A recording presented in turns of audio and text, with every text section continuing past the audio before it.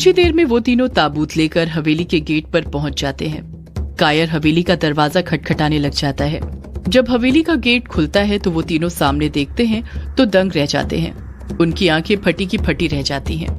उन तीनों के सामने कोई और नहीं बल्कि अभिमन्यु खड़ा था। वो भी एकदम तंदुरुस्त, बिल्कुल वैसा ही जैसा वो तब दिखता था जब उसने कभी एकास्त्र को हाथ तक नहीं लगाया था। कछुआ और कायर अभिमन्यु की हालत देखकर खुशी से फूले नहीं समाते हैं।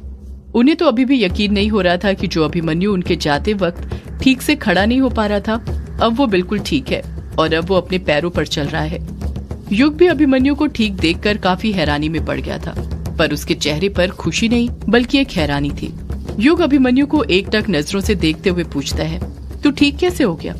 अभिमन्यु अपनी भवें ऊपर करते हुए कहता है, क्यों, तुझे क्या लगा था मैं ठीक नहीं होऊंगा? मैंने कहा था ना मैं ठीक हो जाऊंगा, पर तू ही नहीं मान रहा था। अकेला निकल गया पंचिम गांव जाने के लिए। युग पलटकर कुछ कहता उससे पहले ही कछुआ अभिमन्यु के पहनावे को नोटिस करते हुए कहता है, तू कहीं बाहर जा रहा था क्या? अभिमन्यु जवाब देता है, हाँ मैं पंचिम गांव ही आ रहा था तुम लोग के पास तुम्हारी मदद करने।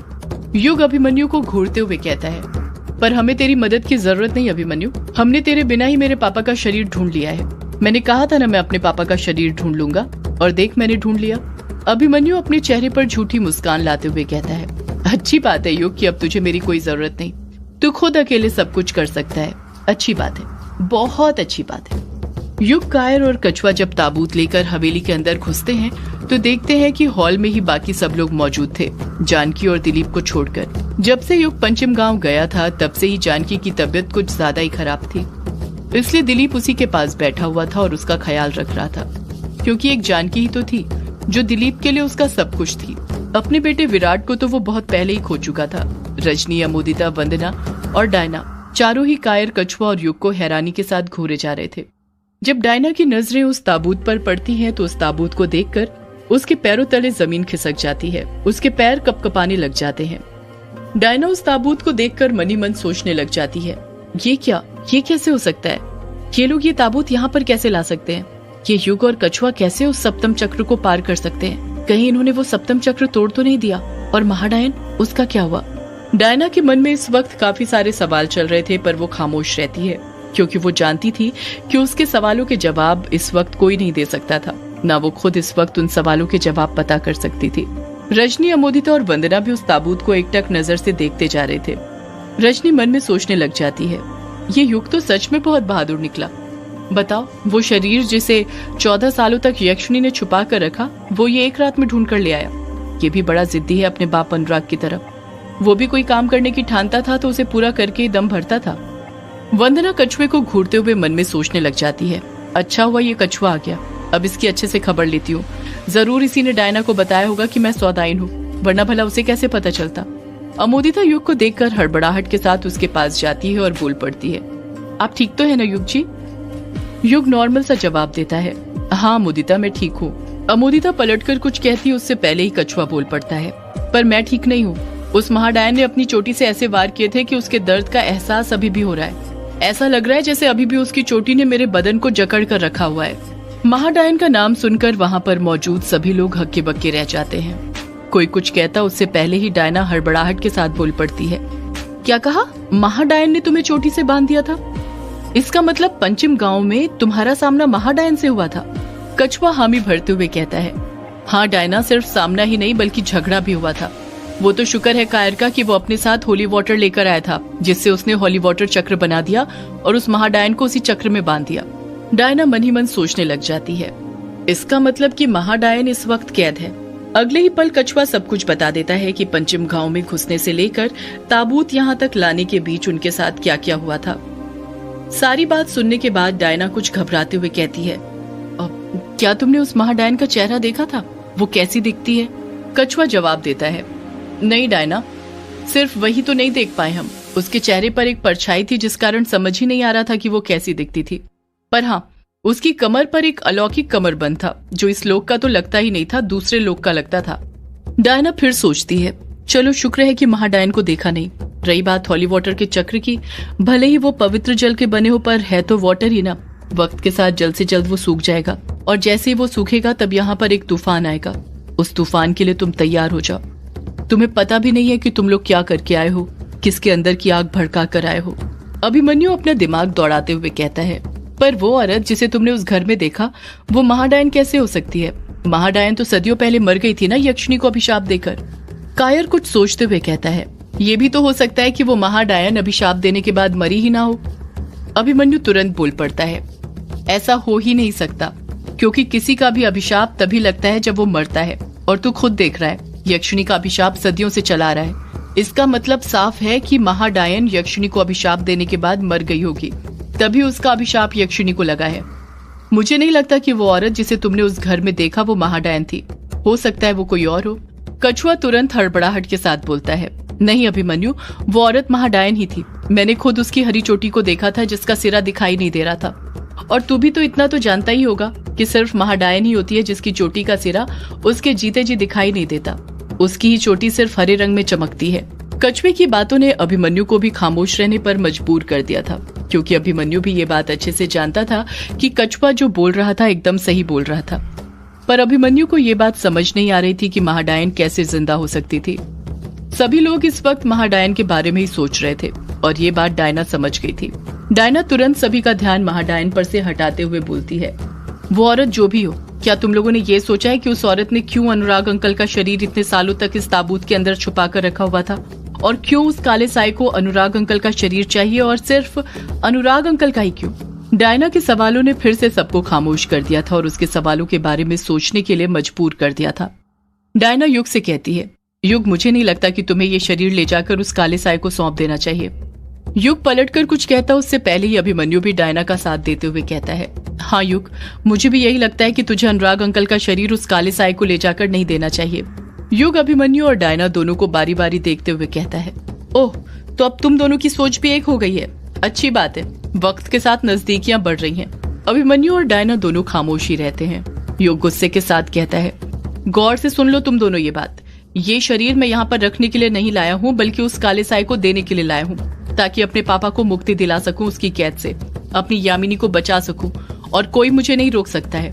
मैं कल ही ये शरीर उसे सौंप दूंगा, मुझे कोई नहीं रोक सकता। इतना कहकर युग अकेले ही उस ताबूत को उठाने की कोशिश करने लग जाता है, पर अभी रात नहीं हुई थी, जिस कारण वो उस ताबूत को अकेले उठा नहीं पा रहा था। अमोदिता तुरंत हड़बड़ाहट के साथ बोलती है, रुकिए जी, मैं आपकी मदद करती हूँ।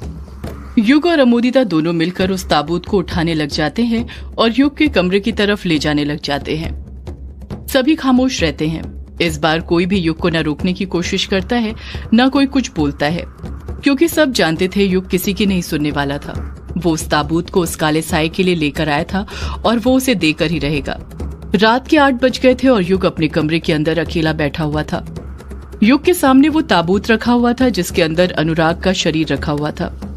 युग ने अभी तक ताबूत नहीं खोला था, बस कायर ही था जिसने उस ताबूत को खोला था और फिर बंद कर दिया था। कायर के सिवा और किसी ने ताबूत के अंदर झांक कर देखा तक नहीं था। युग एकटक नजर से उसी ताबूत को देखे जा रहा था। उस ताबूत को देखकर उसे उसके पापा की याद आ रही थी। उसे वो पल याद आ रहे थे जो उसने बचपन में अपने पापा के साथ बिताए थे। उसके कानों में बार बार उसके पापा के पुकारने की आवाज गूंज रही थी, वही आवाज जो उसे तब आई थी जब वो ग्रेवयार्ड कोठी में गया था और उस काले साए ने उसे बोतल दिखाई थी जिसमें से उसे उसके पापा की आवाजें सुनाई दे रही थी। युग एकटक नजर से उस ताबूत को देख ही रहा था कि तभी ना जाने उसे क्या होता है। वो अपनी जगह पर खड़ा होता है और अपने कदम उस ताबूत की ओर बढ़ाने लग जाता है। युग के मन में अपने पापा के शरीर को देखने की इच्छा जागृत हो जाती है। युग उस ताबूत को देखते हुए खुद से बड़बड़ाता है, पापा पापा पापा। युग की आंखें नम हो गई थी। उसके सीने में उसके पापा के लिए प्यार चरम सीमा पर था। अगले ही पल युग ताबूत पर जो निशान बने हुए थे उन निशानों पर अपने हाथ फेरने लग जाता है। युग नोटिस करता है कि जैसे जैसे वो अपने हाथ उस ताबूत पर बने निशानों पर फेर रहा था, वो निशान अपने अपने रंग में चमकने लग गए थे। ये सब देखकर युग दंग रह गया था। युग बड़बड़ाता है, ये क्या, ये निशान कैसे चमक रहे हैं? इतना कहकर युग उस ताबूत को खोल देता है। युग जैसे ही ताबूत को खोलता है, जिस तरह कायर की आंखें खुली की खुली रह गई थी, उसी तरह युग की भी आंखें खुली की खुली रह जाती हैं। वो भी कुछ नहीं बोल पा रहा था, बस मूर्ति बनकर खड़ा हो गया था। ताबूत के अंदर अनुराग का शरीर तो था, पर उसके शरीर के चारों तरफ गीली रेत भी थी। अनुराग का शरीर गीली रेत के अंदर धंसा हुआ था। ये एक हैरान करने वाली बात थी कि ताबूत के अंदर की रेत इतने साल गुजर जाने के बाद भी अभी तक गीली थी, शायद यही कारण था कि इसी वजह से अनुराग का शरीर अभी भी सही सलामत था, अच्छी हालत में था। जब युग अपने पिता की लाश को अपने सामने पाता है तो उसके अंदर के जज्बात जाग जाते हैं। युग ताबूत के अंदर की रेत पर ज्यादा गौर नहीं फरमाता है और अनुराग की लाश से लिपट कर रोने लग जाता है। युग रोते हुए कहता है, आप क्यों चले गए पापा मुझे अकेला छोड़कर? क्यों पापा क्यों? युग रोए जा रहा था और वो सारी बातें कह रहा था जो उसे कभी कहने का मौका नहीं मिला था। हमारे साथ भी अक्सर यही होता है, हम कभी किसी के जीते जी उसे बता ही नहीं पाते हैं कि हमारे दिल में उसके लिए कितना प्यार है, कि उसके बिना हमारी जिंदगी कुछ नहीं। युग बस रोए जा रहा था, चुप होने का नाम नहीं ले रहा था। युग रो ही रहा था कि तभी उसकी जेब में जो पेन रखा हुआ था उसकी जेब से गिरते हुए अनुराग के हाथ में गिर जाता है।